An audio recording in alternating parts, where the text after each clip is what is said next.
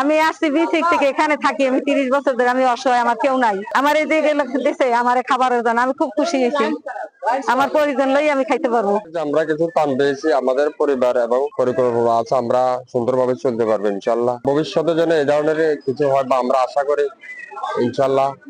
সবাইকে দোয়া। Lions club international জেলা 315 B2 এর উদ্যোগে আয়োজিত আজকের রিলিফ ডিস্ট্রিবিউশন প্রোগ্রামের আমি আপনাকে স্বাগত জানাই। আজকে আসলে আমাদের প্রতি 95 থেকে আমরা যখন বন্যা, খরা এবং ঘূর্ণিঝড় দুর্যোগের কবলে পড়ি, তখনই আমাদের 315 B2 এর উদ্যোগে ইন্টারন্যাশনাল থেকে যে আমরা গ্র্যান্ট গুলা পাই, এটা আমরা বিশেষ করে ফেনীতে, নোয়াখালীতে, লক্ষ্মীপুরে এটা আমাদের কনস্টিটিউশন এরিয়া, এখানে আমরা বিলি করি। স্টে সেফের ডাবল লেয়ার প্রোটেকশনই পিরিয়ডের হেভি ফ্লোর দিনগুলোতে আমাকে রাখে নিরাপদে। Stay safe.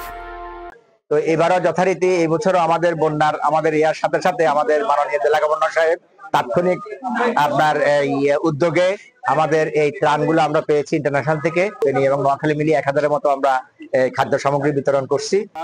ক্লাব ইন্টারন্যাশনাল থেকে, ফাউন্ডেশন থেকে প্রতি বছরই যখন বন্যা হয়, ফেনী, শুধুমাত্র ফেনী না, ফেনী, নোয়াখালী এবং সুবর্ণপোষা আরো যতগুলি গ্রাম আছে, আমরা চেষ্টা করি প্রত্যেক বছরই 1 বা 2 বার দিয়ে যাই। যখনই বন্যা হয়, যখনই সমস্যা সৃষ্টি হয়, তখনই লায়ন্স ক্লাব এই সেবা কার্যক্রমগুলি পরিচালিত করে থাকে।